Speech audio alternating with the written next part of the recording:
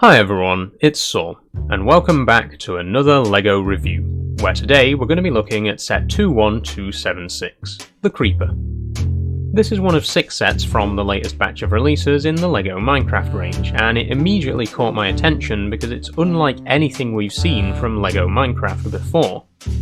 The vast majority of sets in this range are, of course, playsets, usually aimed at children between 6 and 12, and while the Creeper here is rated 10+, it feels like much more of a display piece, not unlike last year's crafting table. So naturally, I picked the set up, and after building it on stream, here is my review.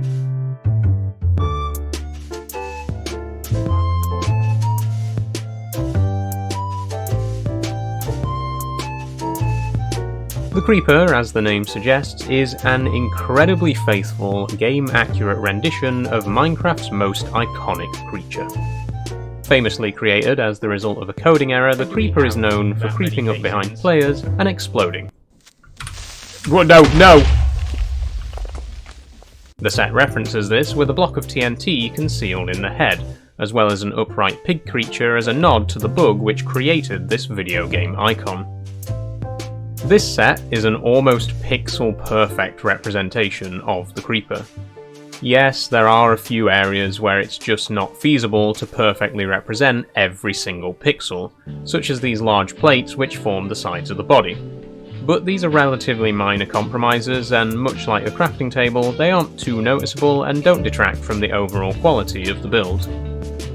Comparing the LEGO Creeper with its in-game counterpart, you can see just how accurate it really is, and this is what makes it so different from other sets in the LEGO Minecraft range, which, for better or worse, are not usually tied down by accuracy. I really do hope we see more sets like this. The Enderman Tower, which was released alongside the Creeper, does come close, but again, it's more of a playset, and at $89.99 the price is a little too high for my liking. Speaking of price, at $34.99 the Creeper is very reasonably priced for a Minecraft set. Compare this to the Pillager Outpost and Ravager, another set from the same batch as the Creeper, which has the exact same piece count but costs £40 more. Although price per brick is not a great metric for gauging the value of a LEGO set, just look at the 11,695 piece world map, which worked out at less than 2p a brick, it can give you a rough idea of where your money's going, and in this case the Creeper costs about 5.2p per brick, while the Pillager Outpost and Ravager costs over 11.2p per brick. Just out of interest, I also wanted to find the price per brick of some of my other sets, and as it turns out, the Creeper is actually the 3rd cheapest set I own in terms of price per brick. The set price is comparable to the LEGO Architecture London Skyline, which is almost 200 pieces smaller, while the piece count is closer to the LEGO Icons Tales of the Space Age, a set which costs £10 more. So once again, in terms of pure price per brick, you can see that the Creeper is actually pretty good value for money. Getting back to the actual set, let's discuss the build process. Now, I built this set during a livestream, which did of course affect the overall building experience, but one thing I did notice is that it's not the most exciting set to build. A good chunk of the pieces are 1x1 tiles in 3 shades of green, with a couple of black, grey and light greys thrown in.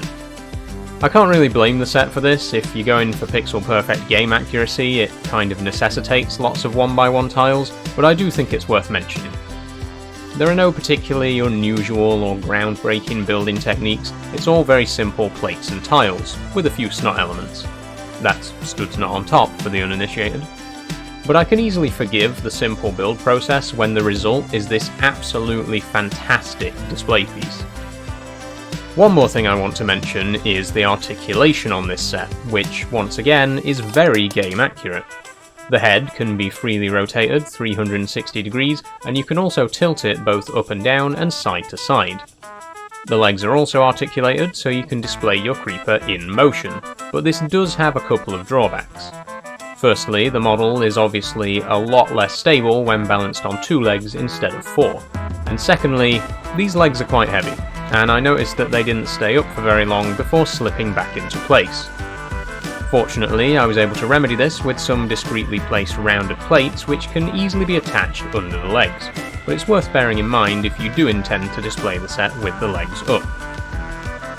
And that's pretty much all I have to say about the Lego Creeper. It's a wonderful little set, and if, like me, you're a Minecraft fan looking for a display piece rather than the more typical playsets found in this range, I honestly can't recommend it enough. As I said earlier, I do hope we see more of these sets in future. A piglin or an iron golem would be really cool, but as it is, I'm just glad that LEGO went for something different with this set and gave us something aimed more towards older Minecraft fans. That's all for today's video, thank you for watching, I do hope you've enjoyed, and I'll see you next time. Bye bye!